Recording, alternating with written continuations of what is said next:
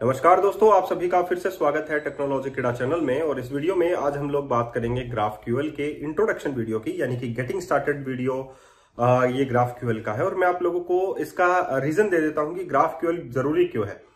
क्योंकि जब हम लोग रेस्ट एपीआई में काम कर रहे होते हैं तो रेस्ट एपीआई में क्या होता है कि बहुत सारे एंड पॉइंट्स बनते हैं। ठीक है, हर एक सर्विस के पीछे आप लोग एक एंड पॉइंट बनाते हैं। जैसे कि अगर आप लोगों को गेट बाय आईडी करना है, किसी भी यूजर की आईडी जो है वो अगर आप लोगों को गेट करनी है तो उसका जो यूआरएल है वो आप लोगों का ये रहेगी कि API/कंट्रोलर नेम/ जो भी आप लोग यहाँ पर राउटिंग करते हैं तो वो एक सिंगल यूआरएल बनेगा। उसके बाद में पोस्ट करेंगे तो एक एंड पॉइंट बनेगा। उसके बाद में अगर आप लोग एक और जो है एंड पॉइंट बनाते हैं तो उसके लिए तो list of the and points जो है वो आप लोगों के बढ़ते जाते हैं। तो 2012 में फेसबुक ने ये रिलीज किया ग्राफक्यूएल, और ये क्वेरी लैंग्वेज है जो आप लोगों के एंड यूजर के पास होती है। तो वो क्वेरी कर सकता है कि आप लोगों को डेटा जो है उसको कैसे चाहिए, कैसा डेटा जो है उसको चाहिए है।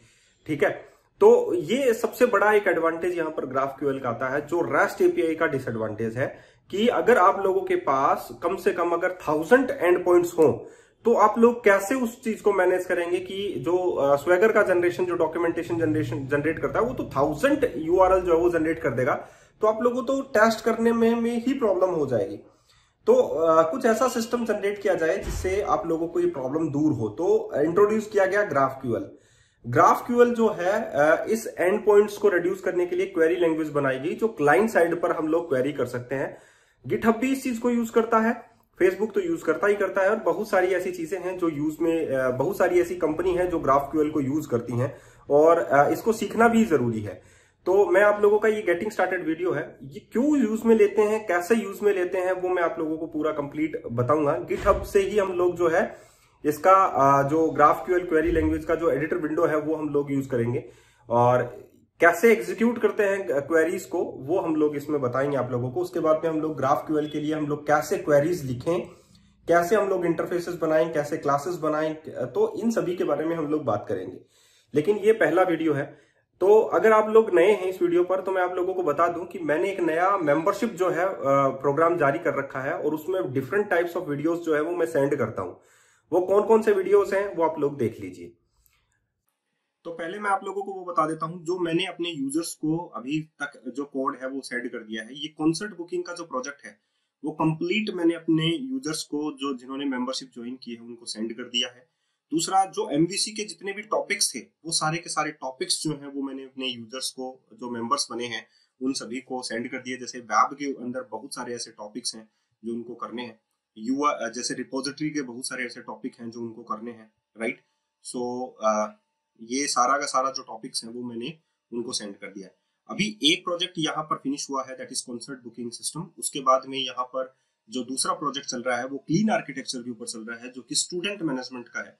और वो टोटली मैं आप लोगों को, देखिए, बीएलएल, डाटा लेयर, मॉडल लेयर, तो ये एक पूरा का पूरा स्ट्रक्चर बेस्ड कोर्स जो है वो मैं अपने स्टूडेंट को सेंड कर दिया। इसके बाद में थर्ड प्रोजेक्ट बनेगा, लेकिन जो अभी मेंबर बनेंगे उनको फर्स्ट डे से ही स्टार्ट होगा। तो आप लोग अभी मेंबरशिप ज्वाइन कर लीजिए। कल को अगर आप लोगों को पता चला कि हमें जो है एक साथ वीडियो चाहिए, वो पॉसिबल नहीं हो पाएगा, तो अभी आप लोग जो है ज्वाइन कर लीजिए। जितने लोग ज्वाइन करेंगे उतना ही फायदा अभी आप लोगों को है, लेकिन बाद में फीस भी बढ़ जाएगी और आप लोगों को लेट कंटेंट मिलेगा। तो उससे अच्छा आप अभी ज्वाइन कर लीजिए। ये कोर्स कंटेंट है जो मैं आप लोगों को, जो मेंबर्स होंगे उनको डिलीवर करूंगा। जैसे कि कंप्लीट कोर्स आप लोग देख रहे हैं, रिलेशनशिप्स के हैं। इसमें कम से कम हम लोग 10 एग्जांपल्स आप लोगों को इसमें देंगे। क्रेड ऑपरेशंस करेंगे, 1-to-1 रिलेशनशिप है, जो डीबीएम, जो रिलेशनल डाटाबेस होता है उसके साथ हम लोग करेंगे। एंड यहाँ पर हम लोग कम से कम 2 से 3 प्रोजेक्ट जो है वो इस पर बनाएंगे एमवीसी के अंदर। तो ये कंप्लीट जो है आप लोगों को मिलेगा। उसके बाद में आप लोगों को इसी रुपीस में वेब एपीआई का टॉपिक स्टार्ट हो जाएगा। उस पर भी आप लोगों को प्रोजेक्ट बेस्ड जो है ये पूरे के पूरे कोर्सेज जो है आप लोगों को मिलेंगे। उसके बाद में इतना ही नहीं खत्म होता, उसके बाद में एंगुलर स्टार्ट हो जाएगा। वो भी इसी 500 रुपए में आप लोगों को पूरा स्ट्रक्चर्ड बेस्ड जो कोर्स है वो आप लोगों को मिलेगा। उसके बाद में आप लोगों का यहाँ पर देखिए C# का बेसिक जो कोर्स है, ताकि आप लोग डीप लर्निंग कर सकें, वो स्टार्ट हो जाएगा, क्योंकि बहुत सारे ऐसे लोग हैं। और साथ में मैं C# का तो स्टार्ट कर ही दूंगा। उसके बाद में DSA का स्टार्ट हो जाएगा, डाटा स्ट्रक्चर एंड एल्गोरिदम का। और उसके बाद में यहाँ पर सिग्नल आर का है, जो रियल टाइम कम्युनिकेशन को बताता है। एंड देन इसी 500 रुपए में मैं ये सारे कोर्स दे रहा हूँ। बहुत सारे लोगों को बिलीव नहीं होता है, लेकिन लिटरली ये सच है। और मैं अभी मेरे यूजर्स को सेंड कर रहा हूँ, और आप लोग देख सकते हैं सारे के सारे जो कमेंट्स हैं आप लोग किसी भी चीज को चेक कर सकते हैं। मैं 100% सभी को सेंड कर रहा हूँ, तो जो अभी मेंबर्स बन जाएगा उनके लिए फायदा है। आगे जो मेंबर बनेगा हो सकता है कि उनको प्राइसेस बढ़कर मिले, तो बेनिफिट तो यही रहेगा कि आप अभी जो है वो ज्वाइन कर लीजिए। अब चलिए चलते हैं हम लोग कहाँ पर, हमारे GraphQL के टॉपिक। सबसे पहले हम लोगों को अगर GraphQL को टेस्ट करना है तो हम लोगों को उसका एनवायरनमेंट डाउनलोड करना पड़ेगा, यानी कि टूल्स डाउनलोड करना पड़ेगा। तो ग्राफी जो है वो एक्चुअली में हमारे पास एक टूल है, गिटहब से प्रोवाइडेड टूल है ग्राफी। तो GraphQL हम लोग यूज कर सकते हैं उसमें। तो उसके लिए हम लोगों को यहाँ पर लिखना पड़ेगा developer.github.com version 4 and Explorer. Okay, so just type this developer.github.com version 4 Explorer and आप लोगों के पास लेटेस्ट वर्जन का जो भी एक्सप्लोरर हो वो यहाँ पर आप लोगों के पास आ जाएगा। दिस वन, ये उसका एक्सप्लोरर है जिसको हम लोग जो GraphQL है जो हम लोग टेस्ट करेंगे, एपीआईज को टेस्ट करेंगे, तो उसके लिए एक्सप्लोरर है। तो साइन इन विद गिटहब कर लेते हैं हम लोग, और उसके बाद में हम लोग ये सारे के सारे ऑथोराइज कर देते हैं, authorise GitHub, and the password is asking me. Okay, उप्स,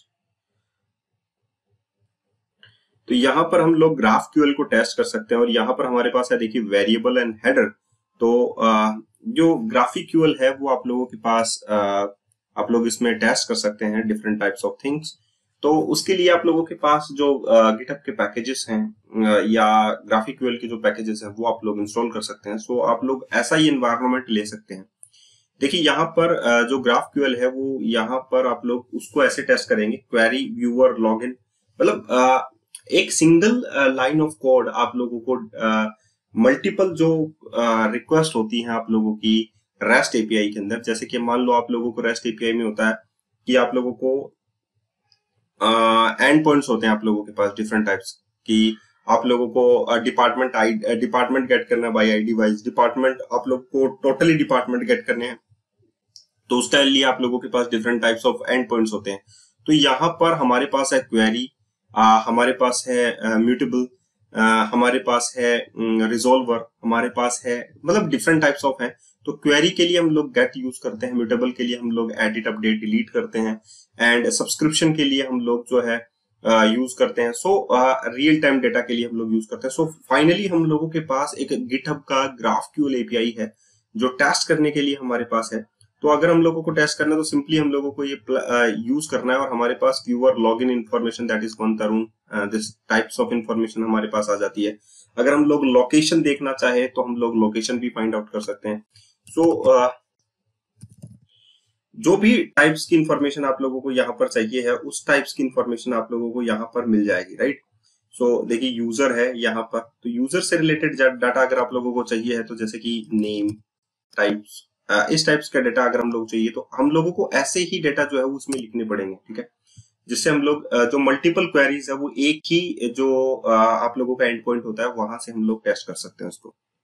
सो जैसे कि हम लोगों को यहाँ पर निकालना है क्वेरी, तो हम लोग यहाँ पर लिख सकते हैं क्वेरी का नाम, जैसे कि हम लोगों को लिखना है गेट डिटेल्स, राइट। सो हम लोगों ने व्यूअर और उसके बाद में हम लोगों ने यहाँ पर लिखा लॉगिन, तो हम लोग यहाँ पर आईडी, नेम, उसके बाद में हम लोग यूआरएल, राइट, इस टाइप्स की इंफॉर्मेशन हम लोग गेट कर सकते हैं। और अगर हम लोग यहाँ पर गेट करेंगे तो इस टाइप से हम लोगों को गेट होगा viewer ID, name and URL, like that.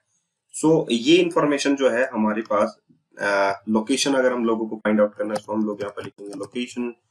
सो यहाँ पर हम लोग मल्टीपल क्वेरीज भी फायर कर सकते हैं, जैसे कि यहाँ पर आ गया दिस वन डेटा, तो क्वेरी गेट डिटेल्स अगर हम लोगों को लिखना है, जस्ट मैं क्वेरी कॉपी कर देता हूँ और यहाँ पर लिख देता हूँ specific detail, get specific detail में लिख देता हूँ। तो यहाँ पर मैं जब इसको यूज करूंगा तो यहाँ पर मेरे पास दोनों क्वेरीज के लिए बोलेगा कि कौन सी क्वेरी के लिए मुझे डेटा निकालना है। सो मुझे बताना पड़ेगा कि दिस क्वेरी के लिए मुझे डेटा निकालना है।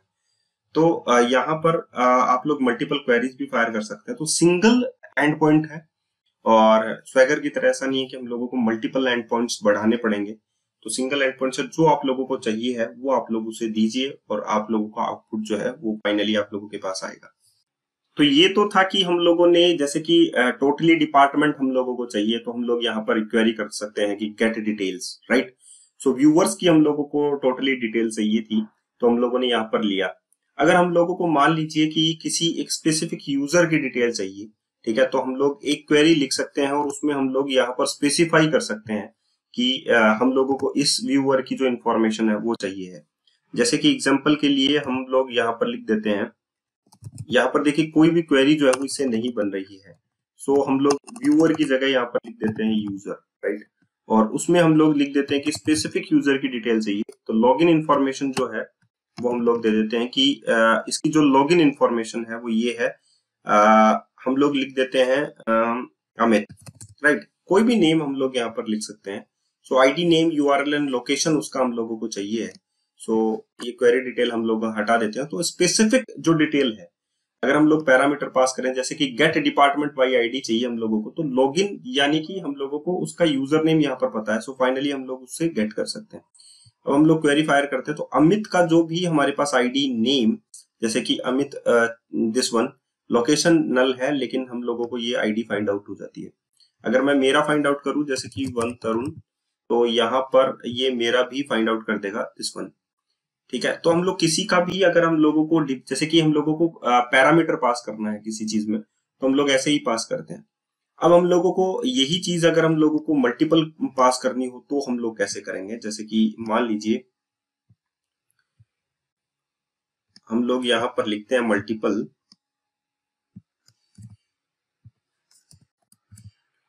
अभी हमारे पास यहाँ पर देखिए कि यूजर लॉगिन, दूसरा यूजर लॉगिन है और हम लोग यहाँ पर लिख देते हैं रमेश, राइट।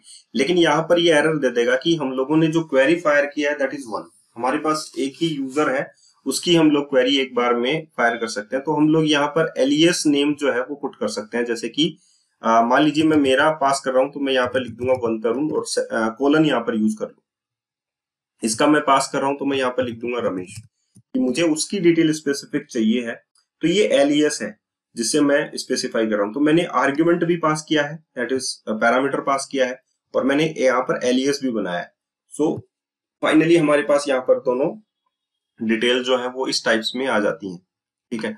तो आई होप आप लोगों को ये भी समझ में आएगा कि हम लोग कैसे एलियस नेम्स और कैसे जो पैरामीटर है वो पास करते हैं ग्राफक्यूएल के अंदर।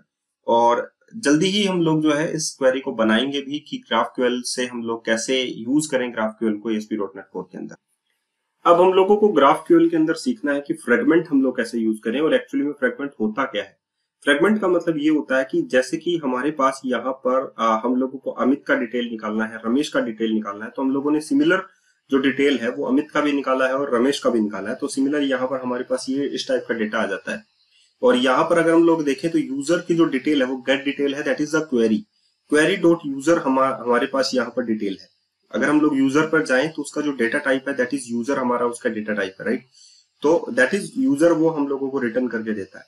तो क्या हम लोग ऐसे ही मल्टीपल चीजों के लिए ऐसे ही चीजें लिखते रहेंगे, मतलब मल्टीपल कॉलम जो है वो बार बार ऐड करते रहेंगे? ऐसा नहीं है, हम लोगों को फ्रेगमेंट बनाना चाहिए। तो हम लोग फ्रेगमेंट कैसे लिखेंगे, फ्रेगमेंट, यहाँ पर फ्रेगमेंट का नेम है गेट यूजर ऑन, यहाँ पर हम लोगों को जो टाइप है वो लिखना है दैट इज यूजर, और उसके बाद में हम लोगों को ये फील्ड्स लिखना है जो यहाँ पर हम लोगों ने लिखा है। तो इसके बाद में हम लोग ये फील्ड्स यहाँ पर मेंशन कर देंगे। यहाँ पर अगर हम लोगों को फ्रेगमेंट को कॉल करना है तो 3 डॉट लगाइए और उसके बाद में फ्रेगमेंट का नेम लिखिए दैट इज गेट यूजर, ठीक है। सिमिलरली आप लोगों को यहाँ पर भी लिखना है 3 डॉट और यहाँ पर लिखिए गेट यूजर। तो आप लोगों को जो सिमिलर आउटपुट है वही आप लोगों को यहाँ पर मिलेगा। आप लोग देखिए, तो आप लोगों को सेम आउटपुट जो है वो यहाँ पर मिला है, और आप लोगों को सिंपल फ्रेगमेंट जो है ऐसे ही यूज करते हैं। और जो टाइप होता है बस आप लोगों को उसका पता होना चाहिए कि आप लोग क्या निकाल रहे हैं। तो ये तो प्री डिफाइंड जो गिटहब से प्रोवाइडेड हमारे पास इंफॉर्मेशन है वो है। हम लोगों को अपने भी एपीआई बनाना है, अपने भी एंड पॉइंट्स होते हैं। तो हम लोगों को मल्टीपल ये जो चीजें हैं वो हम लोगों को ऐसे नहीं लिखनी होती कि हम लोगों को यहाँ पर, तो हम लोगों ने यहाँ पर पैरामीटराइज दिया उसको गेट बाई आईडी, तो हम लोगों ने डिपार्टमेंट आईडी उसे प्रोवाइड कर दिया, या हम लोगों ने यूजर का आईडी प्रोवाइड करते तो हम लोगों को यूजर की डिटेल चाहिए। तो सिमिलरली हम लोग एक फ्रेगमेंट बनाएंगे और हम लोग यहाँ पर उसका डिटेल जो है वो फाइंड आउट कर सकते हैं। Got it? तो ये था फ्रेगमेंट। तो इस टाइप से हम लोगों ने यहाँ पर फ्रेगमेंट देखा। यहाँ पर हम लोग क्वेरी रीड कर रहे हैं। ये याद रखना, हम लोगों ने कभी भी अपडेट नहीं किया है, इंसर्ट नहीं किया है, तो हम लोग सिर्फ क्वेरी ही देख रहे हैं, म्यूटेशंस हम लोग नहीं देख रहे हैं अभी। तो क्वेरी से हम लोग सारी की सारी डिटेल निकाल रहे हैं। तो फ्रेगमेंट का यूज हम लोग ऐसे भी कर सकते हैं और इनलाइन फ्रेगमेंट भी यूज कर सकते हैं, लेकिन वो बाद में हम लोग देखेंगे।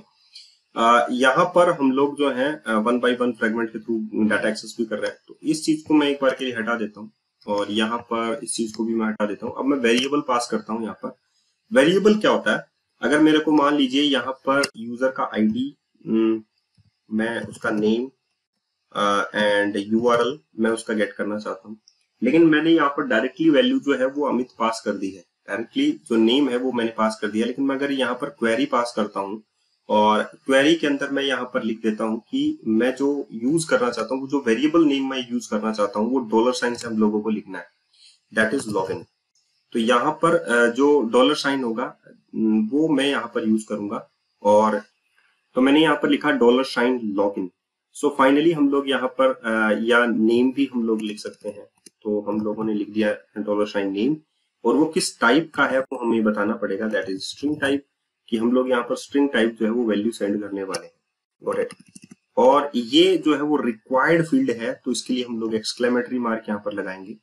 तो मुझे यहाँ पर जो ये नेम फील्ड है, ये already variable name never use कर सकते हैं हम लोग, तो यहाँ पर हम लोग लिख सकते हैं वेरिएबल नेम, राइट।